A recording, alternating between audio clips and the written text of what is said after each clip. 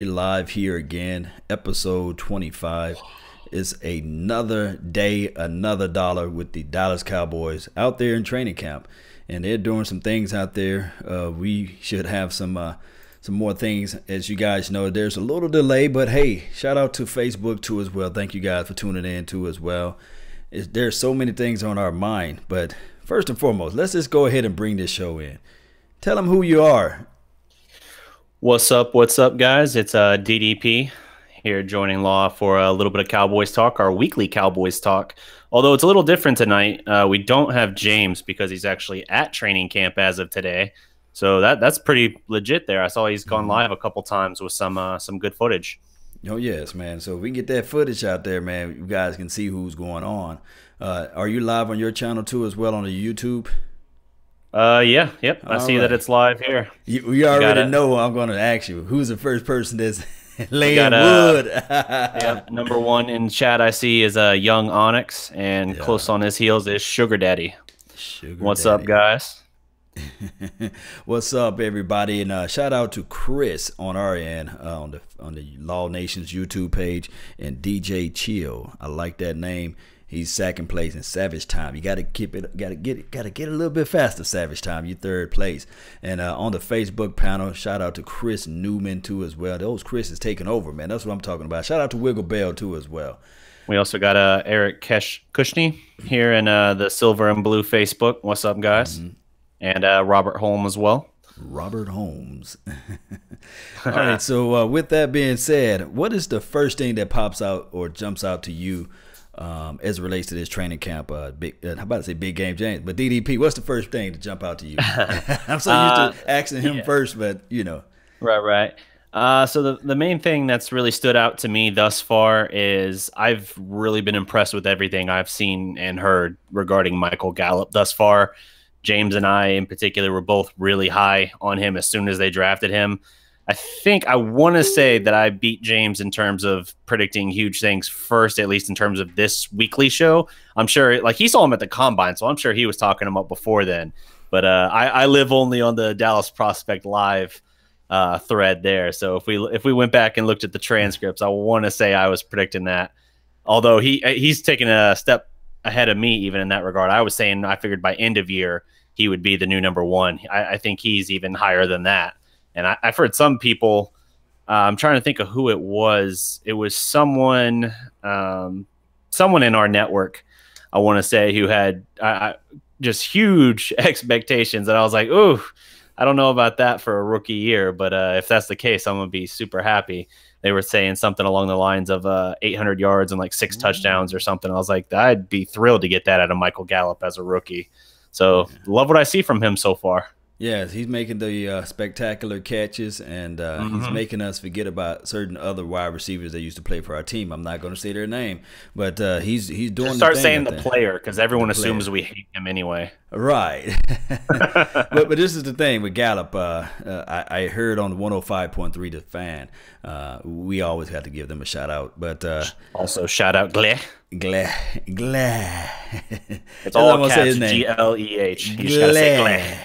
Glad on the Dallas Prospect, where every legend was once a prospect, guys. Yes, sir. And this prospect right here, Michael Gallup, he just might be the training camp legend. We need to see it out there on the field. I got a peg player that I want to compare him to, but I'm holding it back. I'm trying not to say it, you know what I mean? Yeah. But this is the thing with Gallup. Now, with 105.3 The Fan, I think this guy name is... No, Tiny Jim. They call him Tiny Jim. He's on the Dallas Cowboys site. And I really like his opinions, although he never played the sport. But I like his opinion because he comes from the angle of not being a Cowboys fan. I think he's a New Orleans Saints fan. I forgot this guy's name. I think it's David Hellman. David Hellman. You know, the reason why I like his opinion is because he definitely is not a Cowboys fan and is just so straight on. And he said that the thing that I saw for Michael Gallup have these spectacular days, then all of a sudden he have these days where he's dropping the ball hitting him in his body.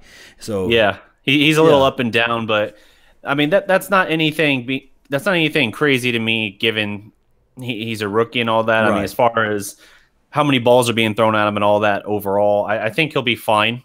It's just a matter of, as he said, it's not a bad day, it's a learning day. So I think he's got strong hands, and he's not especially fast, but he's a very crisp route runner, and it's been clear so far that Dak has really taken a notice of him, goes to him a lot, and you can tell they're building a rapport there, which is really nice to see.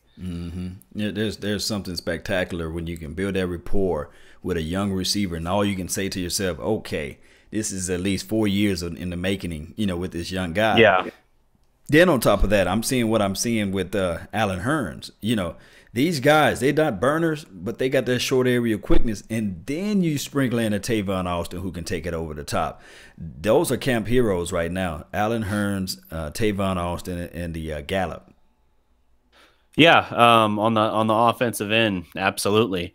I wanted to say something as well regarding – this is more so regarding Dak, but it kind of explains why Gallup is a good fit for him. I was listening to The Ticket earlier today, and had, I think it was, 1310 The Ticket. And I believe it was David Moore of the Dallas Morning News they had on. Maybe I'm getting that source wrong. But they had him on, and he had a really good point where he was talking about the differences between Romo and Dak, in that Romo is more of a inside out quarterback outside in quarterback as far as how he views the field. He's always looking to buy that extra half second, and he wants 25 yards on any given play. Right. He'll let a receiver break off a little bit from their routes and improvise a little more, whereas Dak is a little bit more inside out. He's more by the books as far as how he does it. So there's a reason why for Dak, the slot receivers and the tight ends get more looks and all of that, and get that because it's a more by the numbers approach. But it's not to say that it's a bad approach. It's just a different style of approach. And that was part of why Dez, who came up not in that system and everything, didn't necessarily gel with him. He didn't get the same looks. And when Dak had to go there, it was outside of his comfort zone. Another great example, and by no means am I saying these two are one and the same. It's just another example that shows that you can have that style of quarterback play and still be good. Tom Brady is an inside-out receiver. Oh, wow. Tom Brady had, except for the Randy Moss year or two, a couple of years he never had an elite wide receiver. Who are the best receivers in New England? It's always Gronk, the tight end, or the smaller, undersized receivers, an Amendola or a Wes Welker, Woodhead, guys like that. Those are the ones who really work within that system, and it's because he's inside out as far as how he views it. Dak views things similarly, which is why Cole Beasley year one and Jason Witten year one were his number 1 and 2 targets as far as receptions and things like that. It's just how the style of play works out, and that's part of why they never built the same level of chemistry. But with the Cowboys and what they're building now, everything they're finding is guys who can play inside or outside, and so it's kind of helping build that rapport. And even if he's not super strong throwing the ball, more so outside, as much as they move guys around, you'll still keep everyone involved. Yeah, and when you're keeping everyone involved, it's harder for the defense to really horn in on somebody. And I was listening to the radio station earlier today. They was talking about the aspect of moving Cole Beasley on the outside, and he's 5'9", give or take, right, 180 pounds. And just by natural geometry, you can't have that type of receiver on the outside. And they were talking about the Tavon Austins and things like that. But neither here nor there. You can have the smaller guy, just rotate him, move him to the inside. You can have those motion sweeps, and then that's little creativity. They were saying that too as well, exactly what you were saying. And I think Romo, about 7 days ago, he was live on WFAA. He was doing an interview, and he was talking about the exact same thing you were talking about, the outside to the end, and how he read through his progressions and how he was able to look at Dez Bryant film from last year, and he said he saw the exact same Dez Bryant that he was playing with, and he did mention this right here live on the interview. He said that although Dez Bryant never was a crisp route runner, he just knew how to give him the ball, and he never ran the route. And he mentioned this, and this is not me throwing shade or salt at Dez Bryant, but his route running technique, he said it would never be of a Antonio Brown of the Steelers. No. But he knows the language on the way that Dez Bryant liked to receive the ball. That speaks volumes, guys. That just speaks volume. So I do know that a lot of people are so gung-ho on the quarterback that slings the ball 30 yards down the field and this sort of thing. But really, if you just really think about it, the gunslinger mentality quarterbacks, they rarely win the Super Bowl. Yeah, no, it is a rarity, absolutely, for the gunslinger quarterback to win. That's not to say that you need a bus driver by any means. Right. Those are equally rare. But I don't view Dak as that. I just think that his style of play works more so, like I said, inside out, and that's going to get you a lot of work with slot guys. That's why Dallas got a bunch of guys who are versatile. I mean, they've been lining up. Now, we've never seen Beasley lined up outside, really. Right. I don't think ever. And there have been days where they've lined up Beasley and Tavon Austin, both of them outside on the same plays. So they're clearly trying to get more creative with this. And part of that is out of necessity, right? The number one complaint against the offense last year, when they fired every coach that wasn't a coordinator or the head coach. So the complaint was, okay, the offense was stagnant. It was predictable. They lined everyone up in the same places every down, and teams just knew what was coming on 3rd and 7 every time, exactly what guy was running what route, and it was easy to guard against. So now they're like, okay, well, we're going to make it where everyone expands their route tree, and we're going to line up guys in unusual places. We're going to line up in interesting ways. Alan Hearns has been inside and out as far as where he lines up as well. So I like it. I like the idea of it. Now, would it still be nice to have the big body receiver out there? Yeah. But I guess at this point they felt that they had seen enough of that experiment where for at least now, unless Gallup can turn into that in time, they seem to have seen enough of it where they're just kind of content with going with a bunch of more so undersized guys. I think their biggest receiver, they got 2 guys who are 6'1". Hearns is listed at 6'1". He doesn't look like a real 6'1" to me. Maybe that's 6'1" with cleats. Right.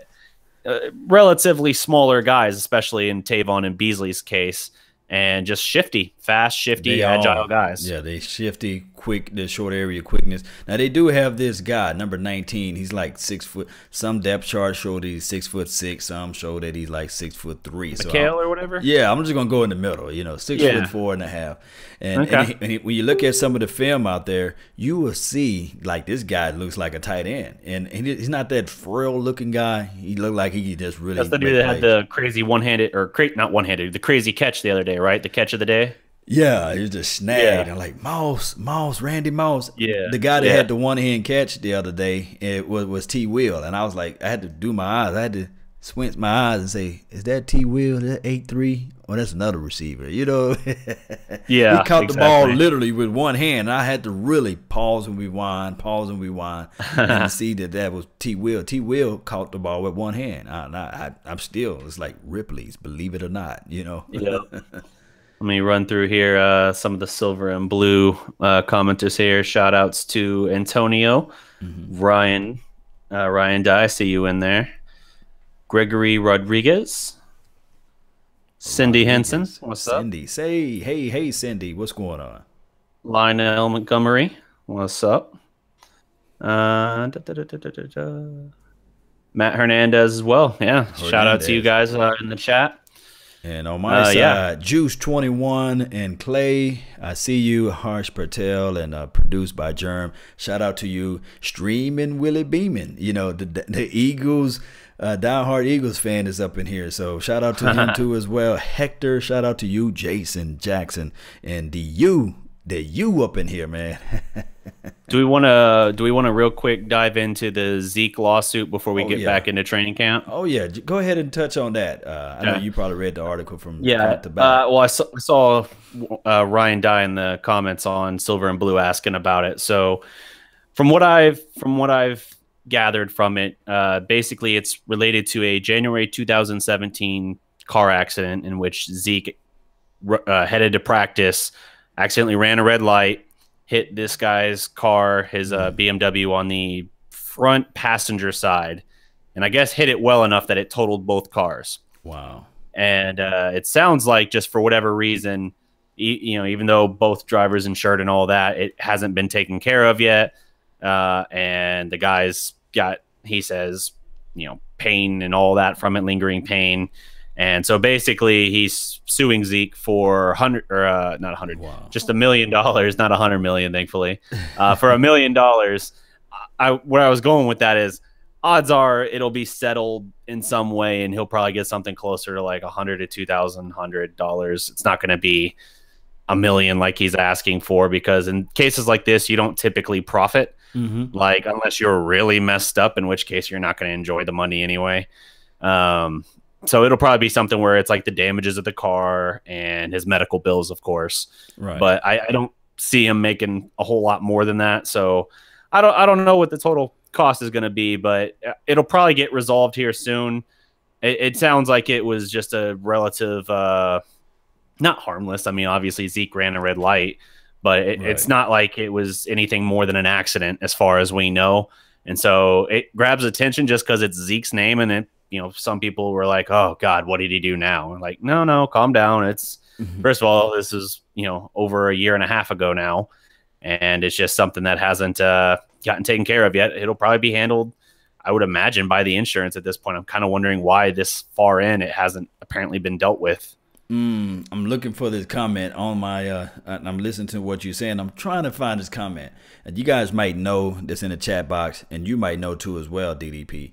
The state of Texas, I can't find it. Is it a right to, what is the lawsuit? Well, like when you have insurance, and I forgot. I'm trying to find that comment.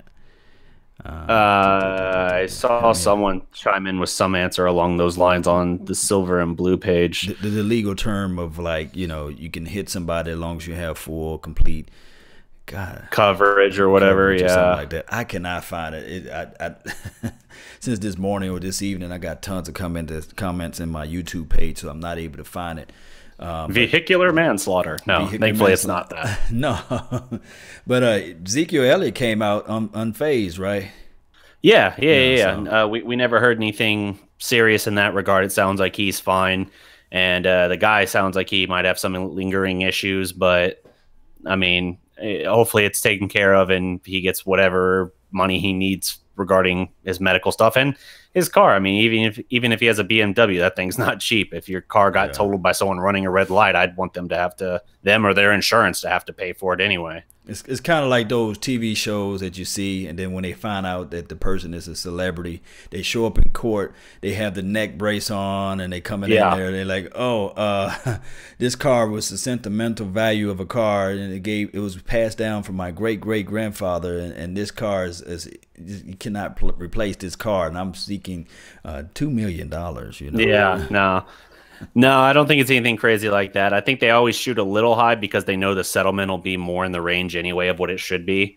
But if you go in saying like I want $100,000, which is like maybe the exact cost, they're like, oh well, we'll settle for $50,000 or something, and then you're like, well, that's not how much I need. So you always shoot high anyway, knowing there's going to be at least one counter back, if not two. And it just sounds so crass to me, though, right? You know, yeah. But I guess people have ways of hustling, I guess. But it's just still much to do about nothing, right? Yeah. You think Ezekiel Elliott still stay focused, you know? Yeah, I don't think it's going to distract. I don't think it's going to be any problem moving forward. One thing I will throw out there at you, DDP, and I don't know if you've been following this news. This is way in Ohio. The Urban Meyer situation with the lady coming forward with the domestic violence. And if if he find a way to fight this thing, and this, I know that we wasn't ready for this, everybody in the chat box, but if they subpoena his phone and they dig in a little deeper, and if this thing goes far beyond, you know, that particular situation, it goes all the way back towards Zeke, it can be some trickle down effect. So I don't know how think he's going to do. You think he's going to step down? I think he's absolutely. They're I think working on his departure now, his buyout. He's already been placed on. I think it's unpaid academic leave or paid academic leave, whatever. He's on leave, and seeing as how camp is like opening up, like for them or their spring camp, whatever, is like opening up now. That's to me a sign that they're working on some kind of parting of ways. But the thing with that, from everything I've heard, that sounds like he's pretty dead to rights in that regard, because so it was his wide receiver coach, and it sounds like dating back to like 2015 that there was some serious domestic violence stuff with him and his pregnant wife, which is never a good start for the story. But that he knew about it then, and him and his wife had kind of counseled them about it. And at the time, we're kind of like, oh, well, don't, basically encouraging her not to come forward because it would ruin his professional career, and that would hurt the family as a whole anyway. And the reason he held on to this guy, because you might be kind of wondering, well, why is that the hill you would die on, your wide receivers coach? Right. The reason is the wide receiver coach is the grandson of Urban Meyer's mentor that brought him into coaching. That was the initial Ohio State connection through Urban Meyer, from my understanding. Their coach, I can't remember the guy's name off the top of my head, but I was listening to Jean-Jacques Taylor earlier today on ESPN. He's a huge Buckeye guy, and he was talking about that. So that's why, I guess through some sense of loyalty, Urban was trying to sort of protect the guy. And then his problem is that at media day last week, he claimed that he knew nothing of it, even though he has since fired the guy. Mm-hmm. He claimed he knew nothing about it. But then some reporter did a bunch of investigating and found that through the wives of the coaches and things like that, there was a group text that pretty much confirms yeah, he knew about it the whole time, and was kind of just keeping it quiet as best he could. So that's the problem there. I think he's probably done, and that's a huge blow to a major blue chip program for sure. Yes, indeed. So, hey, you didn't know you were going to get Ohio State boy today, but we live on a Ohio State Syndicate channel somewhere. EBSN. Oh yeah, EBSN. Yeah, we got the logo down there. Everything Buckeyes. See, it's like we were contractually obligated, even though we actually weren't. Right. So that's enough. Contractual obligation implies that we got paid to talk about it. We haven't. That's enough of the law, right? Yeah. But moving forward, man, back to the training camp. Everybody in the chat box is saying something about Jeff Heath. I think he must have made a major play or something like that. He had a good day. Yeah, he's having a good day. He had a couple picks from what I understand. So wow. Yeah. Who did he pick off though? Did he pick off Dak Prescott? One was Dak. It was off the one I saw was Dak, and it was off a tipped pass. Okay. The defensive back got a hand in and knocked it up, and he made a great diving interception before it hit the ground. So very, very nice play there. The guy's got a clutch gene to him. I think he's actually, in some respects, underappreciated. Now, he struggled mightily through parts of last year, but he does have a bit of a clutch factor. We know in that playoff game, he made 2 picks. One just got called back because of something completely unrelated on the other side of the field with Mo Claiborne. Right. And he made the play last year that for at least a week saved the season against Oakland when he forces that fumble through the end zone. So he's got a knack, and he led the team in picks last year. So I think he can still be a solid contributor. Who knows at this point regarding anything Earl Thomas. But if we have him, I'm hoping that year 2 of him being the starter, he can take a step forward. Maybe just the start of year 1 was rough for him because he had never been the starter before. And suddenly it's like going from, I don't know, 20, 25 plays a game to suddenly 55 plays a game. And it just, exposed him a little bit, maybe. That's kind of what we saw with Jalen Smith last year, too. He did better in smaller doses. Right, and I think that's what they're doing now. I heard the other day, I don't know if you heard of it, LVE had 2 forced fumbles. Yep, I saw one of those too. Just got a hand in there and just wrenched it out. Really nice. Actually, I like that a lot. I might actually, in some respect, like that better than even the peanut punch, because in that regard, you got your hand in there anyway, and you got a hand on him. And I feel like the peanut punch, if you miss that, you're counting on someone just holding the guy up while you do it anyway. But you always worry, you want your guy to have his hand on him and be able to drag him down. If he can't force the fumble, at least drag him down. You don't want to see a guy punching at the ball and then the guy break away and keep running and you just look stupid. But yes, indeed. Hey, my best free agent, off-season acquisition is that Chris Richard, man. Yeah, he's bringing all type of energy. I hear him out there saying, hey, y'all can't do nothing. Y'all can't stop. We going to stop y'all. We going to shove it down your throats. We going to do this. And he's just all in the offense face. And I'm sitting there like, whoa, wow, where this guy come from? And he got energy out there. And they say he got cleats on, man. He's running around with cleats on. And shout out to Miss Jackie, man. Shout out to you. And Vanilla Mamba, shout out to you. And also Mr. Wright. Thank you for tuning in too as well. Vanilla mamba. Mamba is a black snake, I think, in Africa. So wouldn't it be like albino mamba? Hey, that's a cold name too. Somebody create albino mamba. But you know, I Yeah, like the black mamba because that's my yeah, boy, Kobe right, Bean Bryant, boy. right. But But the vanilla mamba yeah, cool. speaking of the defense, yeah, the defense has absolutely shown out thus far in camp, and the defense has been ahead of the offense. Now, people are going to always ask, is that because the offense, particularly Dak, has he stunk, or has the defense really just been that good? I think the defense is going to be a lot better than people expect. I think the secondary is much better. I think even if they didn't have Chris Richard, they were going to be better just through getting reps and learning and growing a year in the system and all of that. But bringing someone like that in and implementing kind of that style of play, that system, that's something that can change the whole dynamic. Byron Jones in particular, he's one of the Mhm. other dudes who thus far I've seen is having pretty much the best camp of any of the secondary is Byron Jones.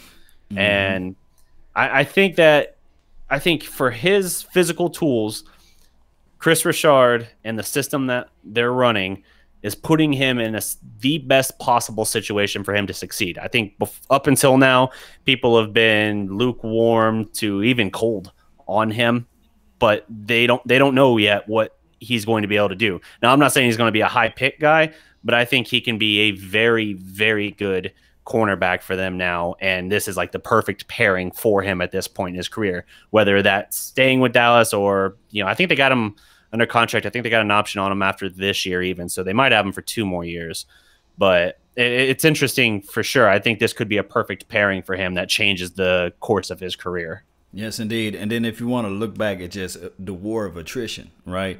Hmm. Him and well, we know Jason Witten never got off the field when he was playing for us.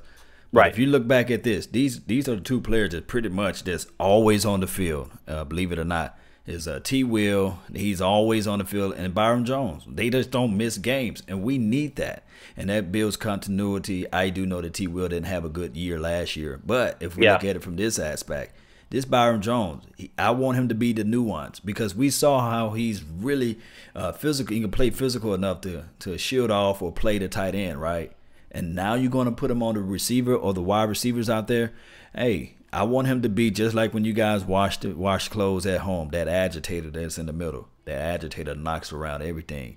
You cannot wash your clothes without the agitator. And that is Yeah. what Byron Jones is. He will be the agitator this year. He will be that long, lengthy guy that's always in your face, and then he's just gonna stick around. If Chris Richard plays these guys like up front, up tight, I think that we can get an extra 2 or 3 interceptions just off of agitation alone. Yeah. That's a cold analogy, right? Somebody gonna Yeah. look at their washer. They're gonna look at their washer today and say, "What's that middle thing?" That's the agitator law we're talking about. Right. Right. Yeah. No, absolutely. But yeah, I think the defense is going to be much improved, and I think the offense will still be okay. I think the offense will still be good. Now, it might not be the super explosive offense we've seen in recent years. I mean, when I say that, I'm not obviously not 2015, but Right. aside from that, through all those 8 and 8 years, we had great offense, no defense. Hmm. And that's for the most part continued, except for 2015. Last year started good. Like I said, they had a string of 5 games with at least 30 points or 28 points, something like that. Like they were doing well, but they hit a wall at the midpoint of the season and fell off a cliff for 3-4 weeks. And then when they got back, they could still score, but it wasn't in like a pretty kind of manner. You'd have like the case where they put the beat down on the Redskins at Hmm. Washington, Right. where the score looked nice, but it was mostly like the defense producing, and Dak's numbers certainly weren't that impressive that game. So I think that the offense will still be good. I think it's going to be complementary enough to their prime identity as far as running the ball, feeding Zeke, and feeding to a lesser extent Smith and all of that. But I also think they're going to get Zeke more involved in the passing game. I think I've been calling for that since the start of last year, that I wanted Dallas to utilize Zeke a little bit more in the passing game. Not saying go full Le'Veon Bell necessarily, but get him involved in that passing game. And I think now they're going to probably need to look to do it, because a big part of the shift in the receiver forces them, like, you got to have a safety valve for Dak. And I think Zeke in the open field with the ball, we've seen what he can do with that. So I absolutely think this is finally going to be the time to find for him to get to make that kind of impact. Now, I'm not saying it'll be, 5-6 catches a game. It might only be 1, 2, or 3 in a rare case, but just the fact that it's there makes you account for him, which can help. Yes, indeed. Hey, when you talk about that type of stuff, it just brings me like to another world of imaginations.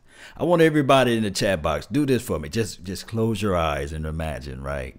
Just close your eyes and imagine us flipping the field. Well, I'm talking about special team.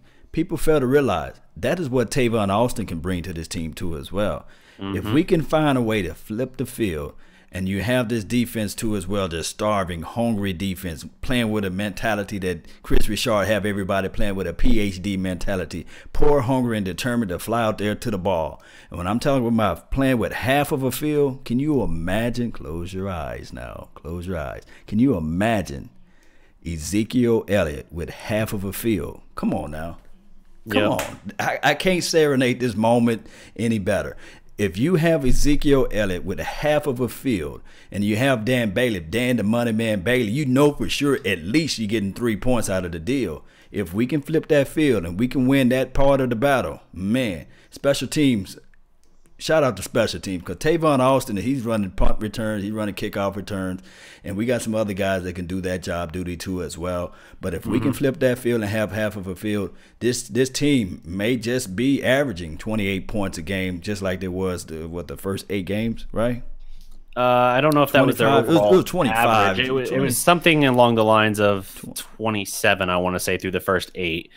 So I can put my dollar on it that it's going to be a little bit better this year. I know they had 19 in the opener, which would drag that down a little bit. But right.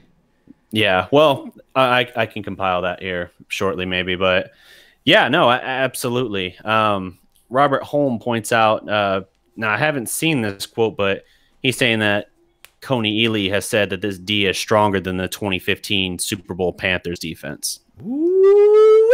That's some serious high claims there, high remarks. I think it's a defense that's absolutely getting stronger. I don't know for sure yet. But you know why I'm so maybe that's right banking there. on Gregory as well. You know why I'm so crunk when he said that, right? Because before the season started, I said this team alone reminds me of the 2015 Carolina Panthers. Because they was coming out of the woodshed of cutting Steve Smith, letting him go, and it was putting everything on Cam Newton. You know, they were saying that this is now Cam Newton's team. They just recently, I think Olsen was pretty much running. I guess they made that trade for Greg Olsen at that point, or I guess he played the year before on that team. But this team was gelling together, and that 2015 Panthers started off, I think they started off real slow. I think they lost their first game, but then they went on a winning streak, or winning streak. Yeah, was that the year that Cam Newton wrecked his truck or whatever, and that was like some weird turning point in the season for them? That was the year he wrecked his truck, and that was also, I'm thinking, don't quote me on this because I don't follow the Panthers that much. All I want is us to beat the Panthers first week 1. But I think that was the year he wrecked his truck, and that was the year there was a big fight with him and Josh Norman. It made the news everywhere, Josh Norman, they got into a fight. And that's why I always say, I don't want us to just finish the fight. I want us to start the fight. I want us to be at the end of the game where people just say, fatality. Yep. I agree. At the end of the game, that's what I want to hear, just that, fatality. You know what I mean? Yeah. Yes, indeed. Cindy here is saying, Law Nation, think you're so handsome. Oh, man, I appreciate it. Look, I'm blushing. I'm turning red right now. You know what I mean? The voice is half the package. Remember, you're listening. Just playing with you. Yes, indeed. So what else, man? What else we got on that ticket there? Let's see. Another training camp, interesting kind of thing I've noted. We've had, obviously the whole change up with how they've lined up the receivers. I'm curious to see from the tight end perspective who's been stepping up. And so far I've heard a lot about Jarwin and a lot about Jeff Swaim. And I think it's probably going to be one of them that takes it. Jarwin's a nice big target. I think he's like 6'6" or something like that. Like, yeah, everyone always talks about Rico's size, but I'm pretty sure Blake Jarwin's no slouch either in that department. And he's from Oklahoma State, I want to say. I feel like I watched him play in college a little bit, but let's see. No, he's 6'5", so I was close. So 6'5", 6'6", you know. Yeah. That boy 6'6" with cleats. Yeah, right. Oh, shout out to Vach Lombardi, the people champ that's in the chat box, you know. Oh, there you go. Shout out, Vach. Let me know if you want to come on now. Let me know. Yeah, absolutely. Let me know, because I can always send out that official link to the Vach Lombardi, you know. Shout out to Jacob Perkins and Stevie Mac 23 here in the Prospect, as well as Travion Wallace. Shout out, guys. Thank you for watching. Let's see. James Wolf Goolsby. Tavon Austin puts you in the mind of Miles Austin. I think he's just talking about like they blend together just because their names are similar or something to that effect. I think that's what he was saying. The Miles Austin effect. Miles Austin, Tavon Austin, like it's just similar name, like blend them together. You know, sometimes you'll see a guy wearing like 19. If I tell you jersey number 19 for Cowboys, who do you think of? First, I could think of Bryce Butler, you know. All right. Well, I was going to say still Miles Austin is what comes to my mind first. Yeah, Miles Austin. But no, I mean, we disagree on who comes to mind, but that's fine. Yeah, Butler was another one. For some reason, to me, I always looked at Butler and thought like, oh, he's wearing Miles' old number. Like some numbers lock into your mind. I think he's saying the same thing with regard to the receiver the receiver named Austin. I think that's. Yeah. Well, to me, whenever I hear Miles Austin in the Cowboys, I always think of 14 when he wore number 14. He ran the kickback. That was like 1 year. That was the Seattle kickoff return. Yeah, that was the year I was like, man, who is this guy? You know, put him out there. You know, you could have quizzed like half the audience on Miles Austin's jersey number, the first jersey number, and I don't know how many of them would have gotten 14. Right. Nobody. I remember that. I remember it now that you said it. Like I knew it was a different number, but I would have said 13 or 15 or something like that. Yeah, 14. That's not as clean of a number for some reason. You don't like 14. That's my guy Lance for basketball, that's fine. For football, it seems like an odd number. I don't know. I remember when they switched over and receivers could start wearing like teens on their jerseys instead of 80 something, and that was interesting at first. But I like it now. I just can't think of many receivers, like star receivers, that have 14. The Rams have someone, Woods, maybe? Or is that Connor Kupp I'm thinking of? Someone wears 14. I don't think nobody is like a star receiver that wears number 14.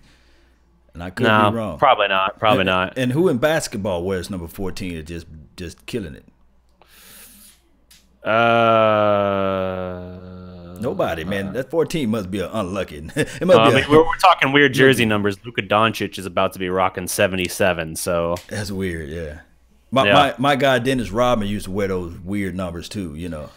Yeah, that happens. Oh, they said the one that's really weird to me, Diggs wear number 14. Shout out to Memphis. Stephon Diggs. Yes, Minnesota. Diggs. There you go. Yeah, man, we were like, no star receivers. Like, damn, my ass. We talking about 14. Guess what this guy's name? Crazy 14 Maniac. Man, my bad.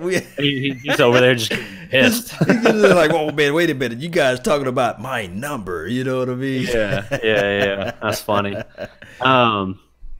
Yeah, I think the weirdest jersey number in basketball, I mean, like Luka 77's odd as hell. Yeah. But you also got, I think Enes Kanter wears like 00 for the Knicks, and I'm just like, oh, why? Right. Like zero's fine. Like Gilbert Arenas, Russell Westbrook, that works, but 00, that looks weird to me.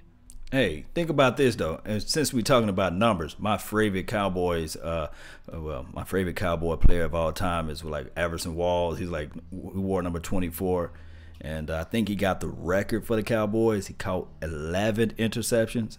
Can you imagine if Cheeto Bay or anybody on his team get 11 interceptions in 1 year? I can't fathom that for a single player. I will be happy if this defense forces more turnovers this year, get more sacks, and create turnovers, because that's really been the thing. Like recent years, the last two in particular, they've been better. Now they had like 3 weeks last year where they cratered, but they've been better in terms of total defense, but they're not getting enough sacks and they're not flipping the field with turnovers. They need takeaways and they need sacks. If they can take that step forward this year and even just get even just a slight raise in sacks, but half a dozen more interceptions or something, that's monstrous to what it can do for this team and all that.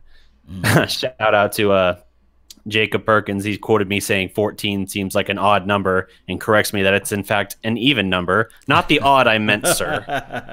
But shout out to him, man. And a lot of people saying Jarvis Landry wear 14, so they've been using their Google. Okay, so it is starting to break out then. Yeah. All right. Yeah. Michael Kidd, Gilchrist, number 14. I don't know who that. Brandon Cooks, number 14. They said hush up with the 14. Gilchrist, so we talking NBA there. Yeah. They bringing out these 14s, but okay, yeah, 14's making a comeback. Maybe Miles Austin should have kept that number. I don't know. He should have kept that number, because I don't know. I'm not gonna start that up, but yeah, because I think Keyshawn Johnson wore number 19. Did he? Keyshawn, yes. Keyshawn was also 19. See, it was just jogging my mind. But, neither here nor there. The thing that I wanted Ezekiel Elliott to wear, too. I wanted Ezekiel Elliott to wear number 22. I think that would have been nice. I do know that he respected he would, Smith, but then when he went through all the stuff last year, people would have been even more angry. Because you'd have purists who were saying he's tarnishing the number and things like that. Gregory, 94 is vaulted, but it's not vaulted as 22. And... But wouldn't that be nice? Would that be nice if it would look clean? Absolutely, yeah. It would look clean as hell. Yeah. I just think that you'd have the traditional Cowboy fans even angrier when he went through all that, because Randy Gregory, with what he went through, like I said, 94 is a vaulted number, but not to the same degree. And then you talk about like, well, his thing is just he can't stop smoking pot. It's different than being linked to domestic violence, whether or not it went down like was claimed. Right. But still, it would look nice and clean. Gregory Rodriguez is asking how the D tackle position is looking. I heard something from Brian Broaddus the other day. I believe it was Brian Broaddus. I'm remembering this from like 2 days ago. So I jump around through all the sources and all that. So sometimes I hear different guys from camp and they cross in my mind. But I think it was Brian Broaddus, and he was talking about how right now, as much as Earl Thomas would help this team, he actually thinks that a defensive tackle would be even of greater impact on this team than Earl Thomas right now, like a good defensive tackle. And I think that's kind of interesting too now, because we don't have David Irving there right now, so I don't know what that's kind of an indicator of. I've heard some people on the Irving thing. Now, granted, this is speculation from like a week ago, so maybe I'm out on this, but I've heard nothing new to disregard it since then, that there is concern within the organization he might not even rejoin the team this year, that like he's got enough issues going on that he might kind of have to stay away or something. Yeah, that's at least the whispers. The whispers. The Bird told me too as well that he may not even play at all this year. And I do know that a lot of people are so high on David Irving, and then there could be a little smoke stream too as well that they're trying to pump out there to the masses. But this it's a weird smoke screen if that's the case though, because it just incites panic. Right, panic. And then Houston like, oh, okay, we don't have to worry about this guy. Yeah. But this is the thing. If you look at our defense and Rob Marinelli, he just like to bring pressure with his front four. So if you have a defensive tackle, a good, strong, big plug that can count for two, and then you got the guys that are coming off the edge, because D-Law is looking real nasty off the edge, and then you sprinkle in what Randy Gregory can do, and if you throw in what the Taco can do, yes, this defense will look furious with a real traditional defensive tackle. And you'll probably say to yourself, maybe we don't need a safety, but yeah, I think Brian Broaddus is right. He's finally agreeing to what I've been saying all this offseason, is that you have to concentrate and focus on the core. If you can create pressure up the middle, then that will force the quarterback to pass the ball out quickly. Think about this. Edge pressure is cool and all, but seasoned quarterbacks, because we're going to play a bunch of those, like the Drew Brees of the world. Even I know we're not playing Tom Brady this year, But, you know, those seasoned quarterbacks, they know how to step up into that pocket and make that pocket their homes, and they're not even worrying about the edge, you know. Right. So, and they'll pick you apart from there. Yeah. If you look at the Giants, for example, when their defense was stellar 2 years ago, the main thing they had Snacks Harris and they had Jonathan Hankins. Those are like I think one-tech guys in that case. And what they do, they're not guys that generally get to the quarterback, but they plug up the line and they keep you from stepping up. So all they do basically is they just keep it contained so that the guys on the edge do typically break through and get there. Or if they try and run up the middle, you know, giant ass refrigerator right in your way. So that's basically the thing. So I know Dallas values guys who are more versatile in that way. And versatility is great, but man, that can't be your only like grading scale for whether or not someone could be a fit for you or whether or not someone could benefit you to sign. Snacks is still out there, man. Like Jonathan Hankins, whatever his name is, Snacks Harris is out there, and I don't know about if Hankins is out there. He might be, but it's strange to me that those guys would be available still, because it's like, man, if defensive tackle is any kind of concern, the guys have been out there long enough now. It feels like you should be able to get them at a pretty reasonable price, and we're going to have a lot of cap money after this year. Like, we've actually been doing a sneaky, quiet, good job with our finances lately. Right. We should have cap room finally to do something. We had all those years of all that dead money, and it's finally falling off the books after this year, and they should be able to do something. Now, that doesn't mean they're going to go out and Jerry Jones style money whip two guys and then they're back in debt, but you can still afford to get something like this. And I feel like that could be exactly what they need.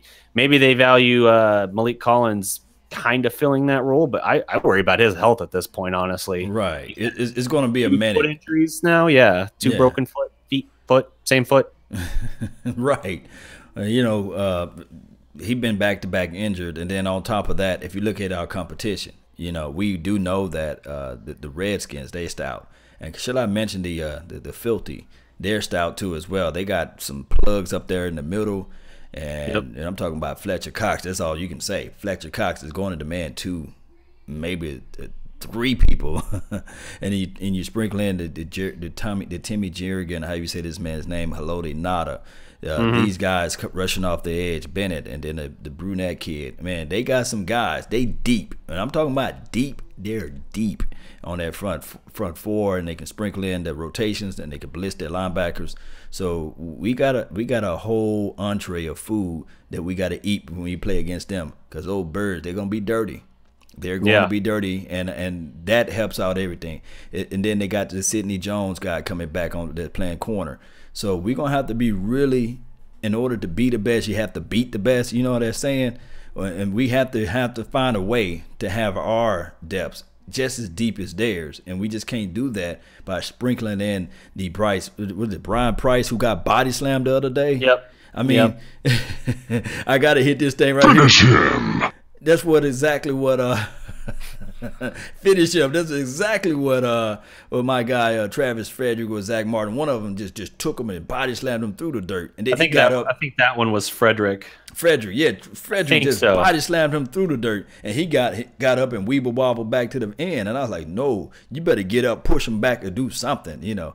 But I think that he just slammed his soul out there. His soul somewhere still in Oxnard out there on that turf. Yeah, no, that was savage for sure. But defensive tackle, man, that is a concern, especially if they think they might not be getting David Irving back. If you're not going to get him back, then that does raise questions along this defensive line, especially because we don't really know how long it's taking Malik Collins to come back. He's on his way back, I guess, but I haven't heard anything suggesting it's too soon. If if someone has updated info on that in the comments, hit me up, let me know. But I haven't heard any mention of him really, other than like the hypothetical regarding possible fill-ins for that role if Irving doesn't return. So yes, indeed. Yeah, that would be a concern. And in that regard, I would agree with Broadus that as much as we like the idea of Earl Thomas, at this point, At this point, we've been talking about Earl Thomas so long, I don't even like talking about it. Me too, man. I'm like, until I see the breaking news that he's coming, I'm not even gonna care. I don't care that he posts something on Instagram saying either extend me or trade me. Yeah, Right. That's your business. Go Right. do your thing. Yes, just stop showing up for camp and then just wait for us to come get you, Dan. And shout out to Ari, because Ari had a good post too as well. He's posting on the Facebook channels on Law Nations and then on DDP. Phantom. Check out Phantom if you guys haven't already. Ari Timken. And Big Game James and Silver and Blue Nation. He's everywhere. So that guy's got some good insight. Go follow his page and follow his Twitter handle too as well, and plug him up with some information that you have out there so we can spread this thing around. So in closing, what are your final thoughts on this training camp, DDP? Man, I think it's really encouraging what we've seen. I like the creative use we've seen regarding the receiving core. I like the strong development we've seen so far from a lot of the defensive guys, including guys, two of the most underappreciated Cowboys on the roster right now are Byron Jones and Jeff Heath. The fact that Jones is probably having the best camp out of the secondary and Heath is having a very strong camp is quite encouraging to me, I think. I would like to see Jordan Lewis get a little bit more run with the first team. I know he's frustrated not running with the starters, and I think there's a bit of, I don't know. I know Rashard likes the bigger corners and everything, and he's obviously not a bigger corner, but I think technique-wise, he's more than capable of being with that first team. So I don't know. I don't know what comes of that, but I'm curious to see how that develops as well. Yes, indeed. So, I mean, if we look at this thing all together, man, of what we expect, and I'm expecting big results from our running back core. I've seen a play today, believe it or not, of Bo Scarborough just smashing through someone. I can't wait to show you guys those clips there. But overall, I think that this team is doing everything that we need to see out there on the field. And that just having fun out there, having a new wrinkle with even the wide receivers carrying bricks in their hands, for crying out loud. And Chris Richard challenging the opposition. That means everything to me, guys. So with that being said, I really appreciate everybody for tuning in to the nation. It's always a pleasure. This is the Dallas Prospect Show. Every legend was once a prospect. Follow the website too as well. We got great content. I'm talking about tons of information stuff out there, and we're live on Dallas Prospect, Phantom, Silver and Blue Nation, Big Game James, and EBSN online, and that's pretty much all from here. You got any shout outs you want to give out before we run to as well? Shout out to Carrie Teagle here in the chat. Teagle as well. Yep, Teagle. Hopefully I'm saying that right. Joseph Jones, Ryan Dye again. Mr. Wright here in the Dallas Prospect chat. And Stevie Mac 23. Check out the site, thedallasprospect.com, your home for Dallas sports and all things pop culture. Check out the stream as well. I'm doing multiple streams a week now, talking Cowboys, talking Mavericks. Probably going to be moving forward and doing some other new stuff here soon, but we got a lot of great stuff going out. We got people within our network and everything who are at training camp. Big Game James out there doing work, Ari out there doing work. So this is going somewhere, man. This is gaining steam. We're gonna do big things. Yeah, we growing, man, and every day we growing. Every day we getting bigger than what we were yesterday. And shout out to Steel Chips. That's funny, Miss Jackie. Shout out to you too as well. We know we love you. And Wrong. Shout out to you. I think that's your name, Buck Buell, and Josh. David McLathery, I can't say your last name. Barry B, shout out to you. DJ, man, thank everybody for tuning in to the nation. And remember, you're listening to nothing but the best. And don't forget about that podcast, Law Nation and the Dallas Prospect too as well. Join those podcasts. Hey, go ahead and tell them, man, where they can find you at too as well, DDP. You can find us on Facebook, the Dallas Prospect, or you can find us on Twitter at Dallas Prospect. We're also on Twitch. Like I said, you can check us out at the website, thedallasprospect.com. And hey, if you haven't subscribed to us on YouTube already, hit us up. We're growing. We just passed 1,200 subs the other day. So moving along, man. Yes, man. Yes, we growing, baby. Let's get this thing going. Let's get crunk, baby. Yeah, man, absolutely. Let's see. So you already hit your tagline? Oh yeah, I already hit it. I already said it. And remember, all right, you guys know every legend was once a prospect.